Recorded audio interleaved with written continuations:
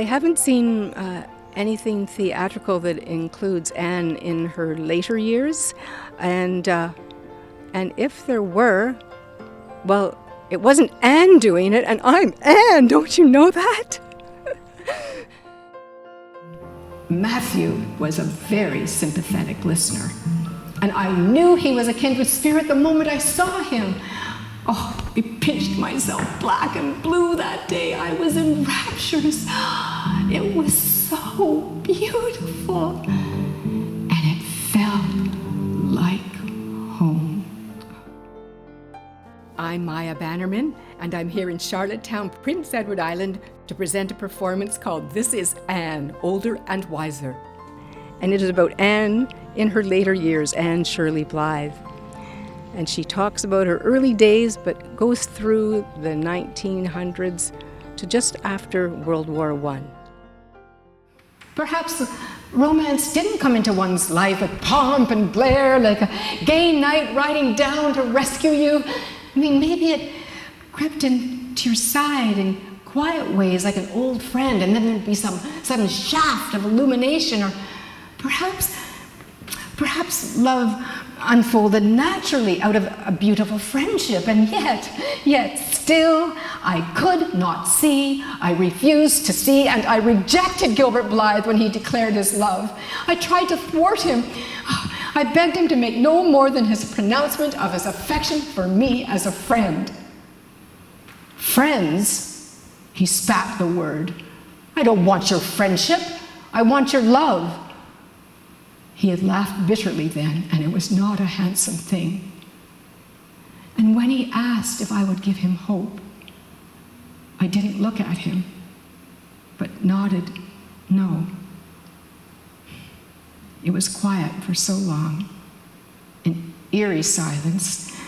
And when I finally looked up, I mean, his face, it was so white, and his lips, I mean, there was nothing romantic about it. I don't think I'll ever forget Gilbert's face that day. In 2008, the Pelham Library in Niagara Region were celebrating the 100th year publication of Anne of Green Gables, and they had Lucy Maud Montgomery's great-great-granddaughter in the area. So they asked, knowing I was enamored with Anne, if I'd be interested in doing a performance. I thought this was the perfect opportunity to reread all the books, and I created and compiled the stories from Lucy Maud Montgomery's work. So it's 95% her words, and I've just written segues and an opening and closing. So that was the first time I did it, and it was a theatrical reading until this afternoon, the official premiere of the theatrical production, small scale. Well, it was well received. They laughed, they cried.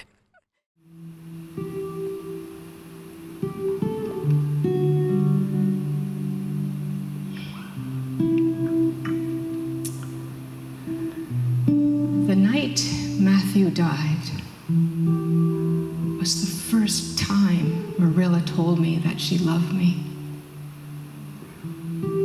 I was 16, and grief was new to me.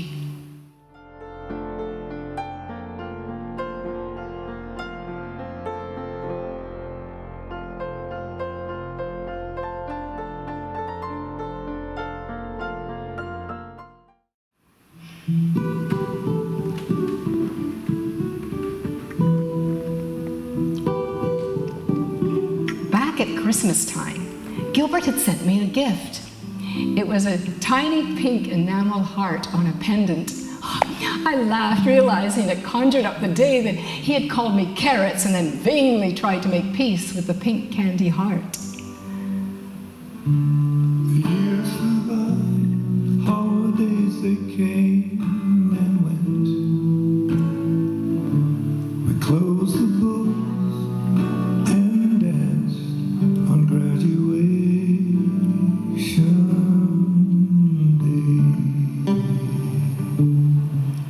day. At college, I took high honors in English, and convocation should have been the pinnacle of my dreams, this attainment of my long-cherished ambitions, and everyone knew I was ambitious.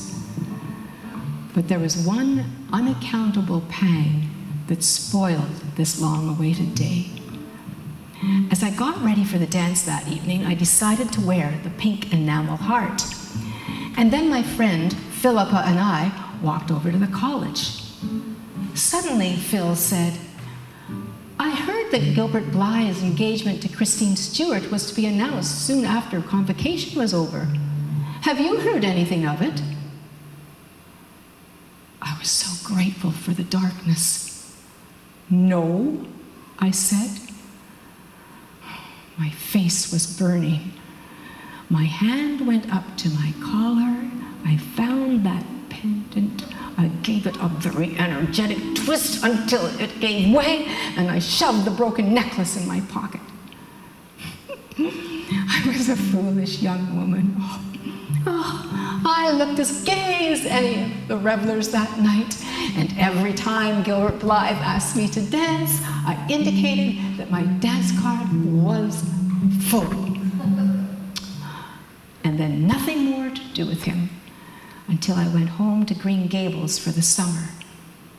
And that first evening, Marilla and Rachel Lynde told me that Gilbert was gravely ill with typhoid fever. A voice, unlike my own, asked a few questions, and then, like one who has seen a ghost, I made my way to my East Gable room.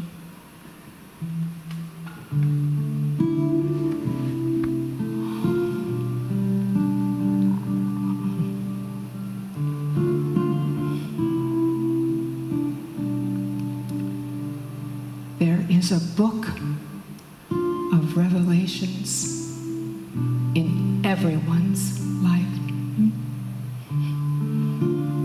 That bitter night, I read mine. I was up for hours. I knew I loved Gilbert, that I'd always loved him, and the knowledge had come too late. And if Gilbert left me without one word or sign or message, I felt that I could not live. Oh, he didn't love Christine Stewart. He had never loved her. Oh, foolish I was, not recognizing that special bond between us, and me falling for the fancy talk of Roy Gardner.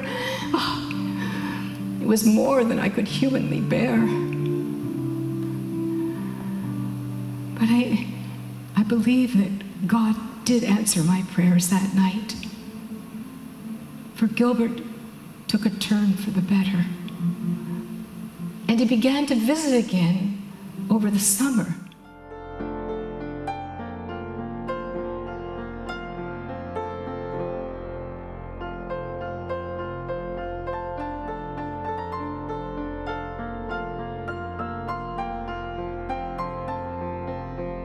Most of it is Lucy Maud Montgomery's words, and then I've just written segues between some of the scenes or changed the tense to make something fit in a different way. And I've also have acknowledged Budge Wilson's wonderful book Before Green Gables as well, and it blends in perfectly with the Maud Montgomery series.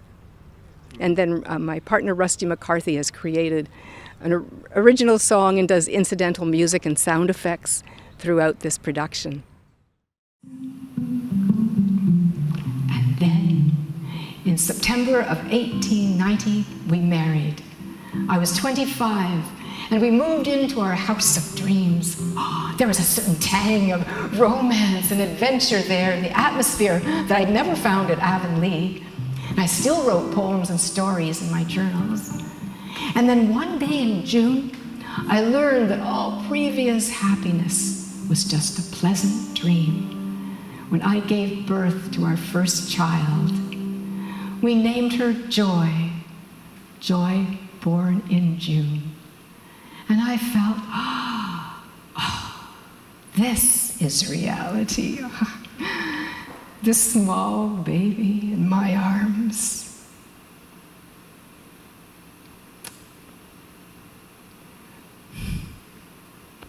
But oh, how swiftly the sun can set. For sweet, tiny Joy did not live the day.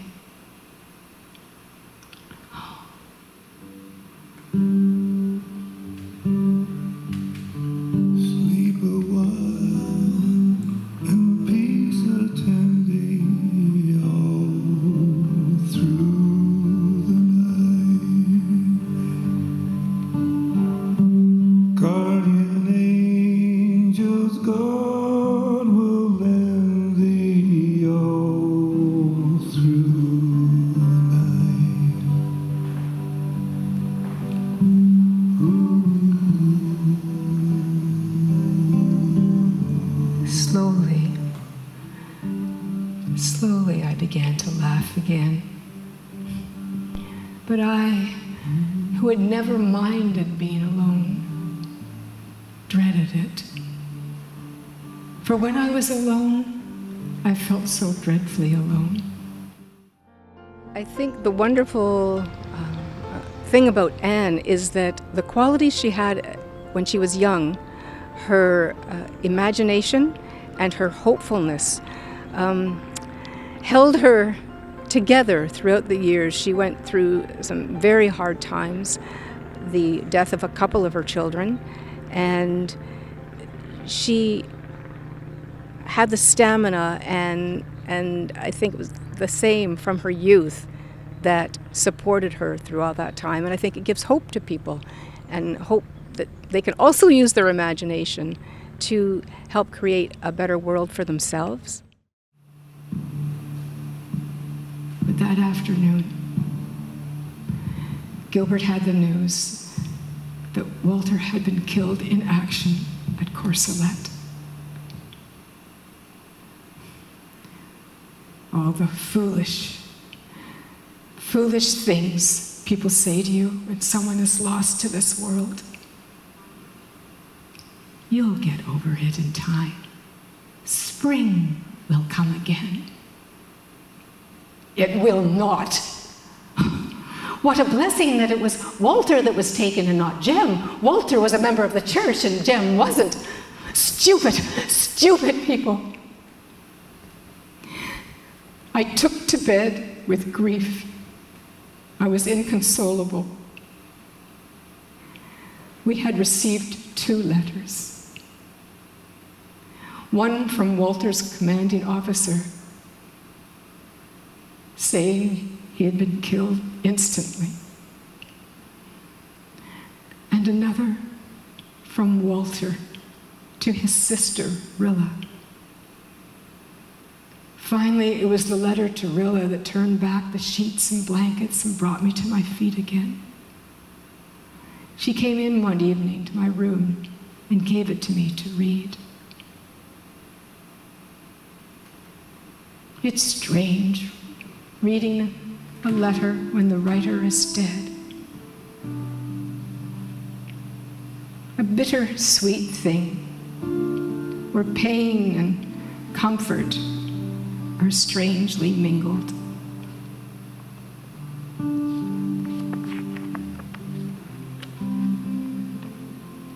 Rilla, you know I've always had premonitions.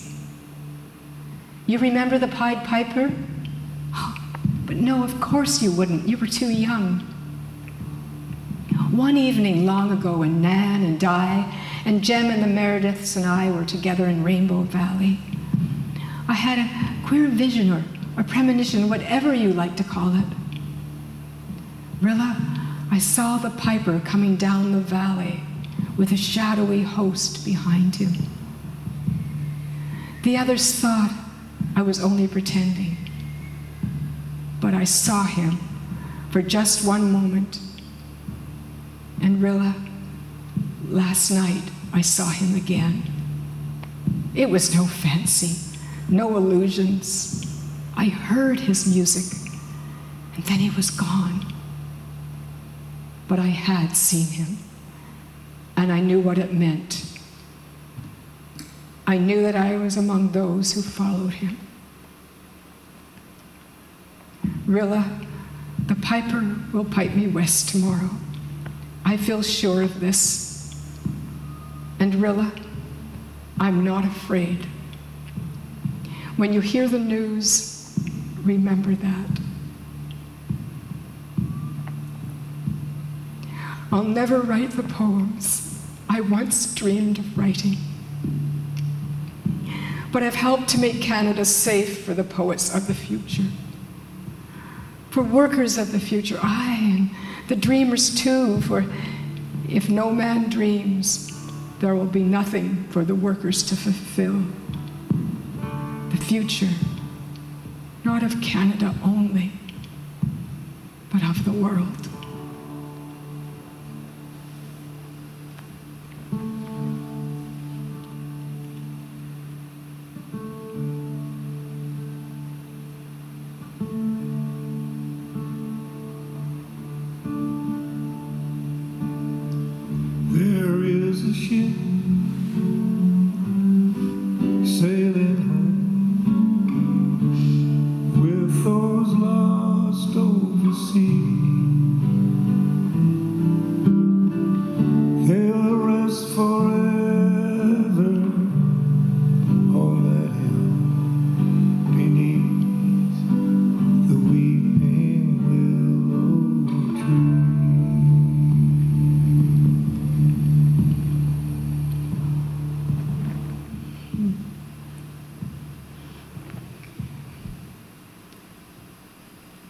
I used to say November was an ugly month.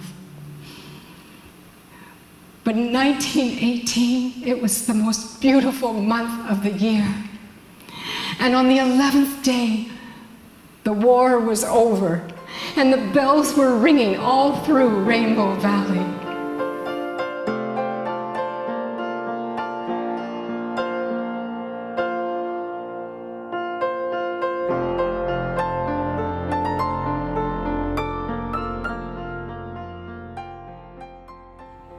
I would hope that L.M. Montgomery would appreciate what I'm doing. I've read her life story and her journals, and I think she was a remarkable person, and that comes through in her books. So I hope I'm also paying homage to Lucy Maud Montgomery.